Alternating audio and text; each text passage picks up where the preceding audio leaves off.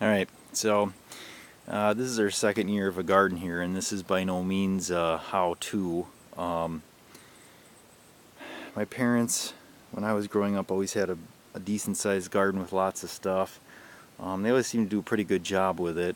Like I said, this is our second year, much better than the first. The first year was pretty rough.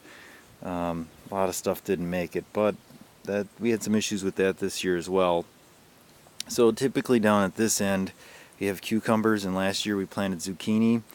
Lesson learned with planting zucchini, a little bit goes a long way. It overtook the garden and there was zucchini everywhere. Same thing with these cucumbers. I thought she said she planted 4 pods.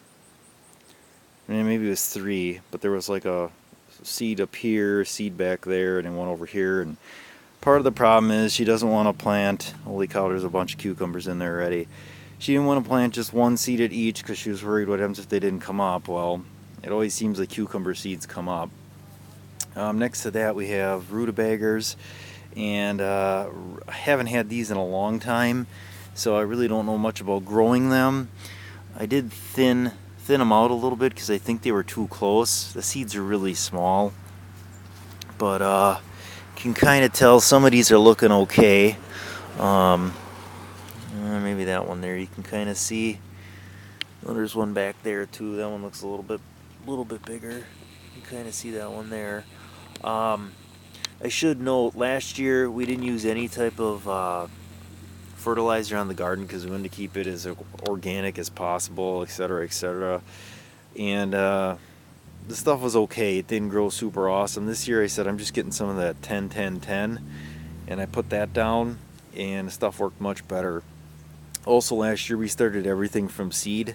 This year we bought tomato plants from an actual greenhouse, and these tomato plants are amazing. What are not amazing are the tomato cages. I bought the cheapest of the cheap, and the first windstorm we got knocked them over, so now I got them kind of tied together, and it's more of a tomato bush, I guess. There's going to be a lot of tomatoes on here. There's no doubt about that. The space over here that was open, we had radishes planted, and that was kind of disappointing too. Last year we didn't get a lot of radishes, and I think it's because we didn't keep it watered enough. This does face the south, so it gets extremely warm, and there's a lot of heat that comes off that siding as well. And you can kind of see there's an overhang there. What is it? 24 or 30 inch overhang on the house, so there's always that spot next to the house where it's super hot and dry. So this year we made sure we watered it every day, and the radishes got real tall, probably as tall as what this is, real bushy, but then there was no radish at the bottom, so I'm not sure what the problem was with that. Carrots, it's kind of too soon to tell how those are gonna go. I mean, they look good, they look like they could amount to something, but could be like the radishes and we get nothing. I believe these are onions that she planted in here. Planted those from seed. Those look like those should be okay. Here are the peas, or pea, I guess we should say. I don't know what happened here, but there was supposed to be a whole row of peas, and there's only one plant, so that's odd. I don't know how exactly that happens. Same thing with the onions here. I don't know why there's a big spot in between where there isn't any. I can tell you with the corn, we only had a few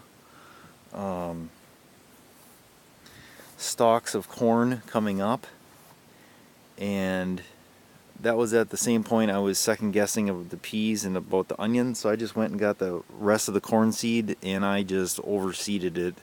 So that's why it's probably way too close together, but at this point I really didn't care because I was just like, I'm not eating 2 ears of corn and that's all we're getting out of this garden. So planted quite a bit in there, and it looks like we should be okay. And I'm assuming the ones that already have like the cobs formed, those are probably the ones that right there's 1, 2, were the ones that were originally planted.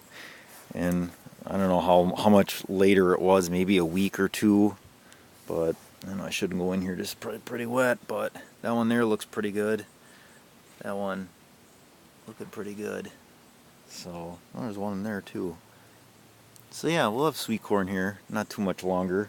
We get plenty of rain here again. We just need some warm weather again. But this has got to be the tallest sweet corn I've ever seen. Usually sweet corn, at least when I remember as a kid, it was about as tall as what I am. And this stuff's got to be, ooh, well, that one there is probably 8. That's probably 8 feet tall. Some of these are probably about 7'6". They're really tall. So for sweet corn, now maybe we didn't get sweet corn seed. I don't know. Maybe it'll turn out being field corn or something. But so yeah, so this is our little garden.